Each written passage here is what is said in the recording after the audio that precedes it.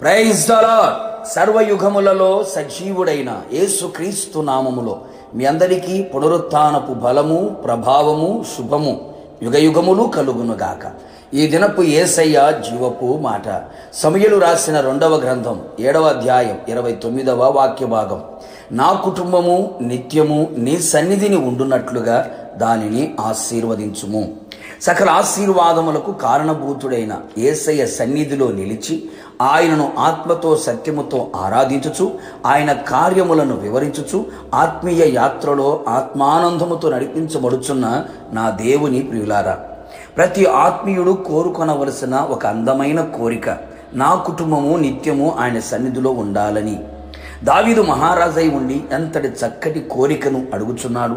సింహాసనమును గురించి కానీ, రాజ్యాన్ని గురించి కానీ, అధికారాన్ని గురించి కానీ, ఘనత, ఐశ్వర్యం ఇలా ఏది కోరుకోక అడగక వీటన్నిటికంటే విలువైనది, ఘనమైనది, గొప్పది, అత్యున్నతమైనది దేవుని సన్నిధి అని గ్రహించిన వాడై ఆయన సన్నిధిలో ఉండాలని తన కుటుంబం ఆశించాడు.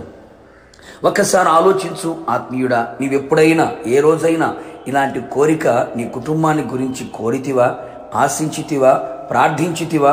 ఆలోచించు. ఇప్పుడైనా ఈ సమయమందైనా ఆయన పాదాల దగ్గర కృతజ్ఞత గలవాడవై విన్నపించుము. నిశ్చయముగా నా యేసు స్వామి ఆయన సన్నిధిలో నీ కుటుంబమును స్థిరపరచును. ఎందుకు భక్తుడు నా కుటుంబం ఆయన సన్నిధిలో ఉండాలనుకున్నాడు? ఒక రకంగా చెప్పాలి అంటే కుటుంబం అంతా ఆయన సన్నిధిలో ఉండుట కంటే మిక్కుటమైన ఆశీర్వాదం మరొకటి లేదు అని చెప్పుటలో సందేహమేమీ లేదు. ఎందుకు అలా కోరాడో తెలుసా? ఆయన సన్నిధిలో సంపూర్ణ సంతోషము కలదు గనుక తన కుటుంబం ఆయన సన్నిధిలో ఉన్న సంపూర్ణ సంతోషం అనుభవించాలని, తన కుటుంబం అంతయు ఆయన సన్నిధిలో నిలిచి ఉండే భాగ్యమును పొందుకొని భాగ్యవంతులుగా జీవించాలని, ఆయన సన్నిధిలో రక్షణను పొందుకొని శత్రువు చేతిలో నుంచి విడిపించబడి జీవితకాలమంతయు నిర్భయులై పరిశుద్ధముగాను నీతిగాను ఆయన సన్నిధిలో సేవించుటకుగాను. ఎంత గొప్ప ఆలోచన ఉన్నది! తన కుటుంబం ఆయన సన్నిధిలో నిలిచి ఏది అడిగినా అది ఆయన వలన పొందుకొనెదరు అని గ్రహించెను. దేవుని కోపము అడ్డుకొని ఆయన తన కుటుంబం ఎడల జాలి, కరుణ, దయ, కృప, కటాక్షము గలవాడై ఉండు విధముగా ఆయన సన్నిధిని తన కుటుంబమును ఉండాలని ఆశించెను. ఎలాంటి సమస్యలు, శోధనలు, కష్టాలు, కన్నీళ్లు, ఇరుకులు, ఇబ్బందులు, పలు విధములైన ప్రతికూలతలు పర్వతము వలె నీ ఎదుట నిలిచి ఉన్నా ఆయన సన్నిధిలో మైనము వలె కరిగిపోవును గనుక తన కుటుంబం ఆయన సన్నిధిలో యథార్థవంతులై జీవించాలని కోరుకొనెను. కావున నా దేవుని ప్రియులారా, మనమందరము కూడా ఇట్టి ఆత్మీయ ఆలోచన కలిగిన వారమై ఆయన సన్నిధిలో నిరంతరము కుటుంబం స్థిరపరచబడినట్లుగా దేవుడు కృప దయచేయునుగాక.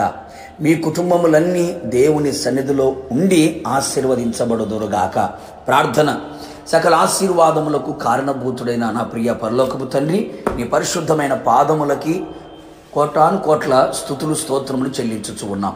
మరొక్క మారు మీ పాద సన్నిధిలో నిలిచి మీ నోటి నుండి వచ్చే ప్రతి మాట మా జీవితానికి జీవాన్ని కలుగు చేయుచున్నదని విశ్వాసముతో ఎదురు చూస్తూ ఉన్నాం. అవును ప్రభువా, ఈ పునరుత్థానపు దినమున ప్రభు తండ్రి మీ సన్నిధిలో కుటుంబమంతా నిలిచి ఉండాలని, ఆ విధంగా ఆశీర్వదించబడాలని ఎంతమంది అయితే నీ సన్నిధిలో ప్రార్థిస్తున్నారో వారందరి జీవితంలో గొప్ప కార్యములు చేసి కుటుంబం అంతా కూడా మీ సన్నిధిలో నిలిచి ఉన్నట్లుగా ఆశీర్వదించమని కోరుతూ ఉన్నా.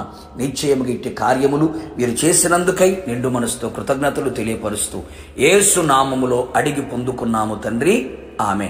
నిశ్చయముగా మీరును మీ కుటుంబ సభ్యులందరూ ఆయన సన్నిధిలో స్థిరపడి ఉందురుగాక. God bless you.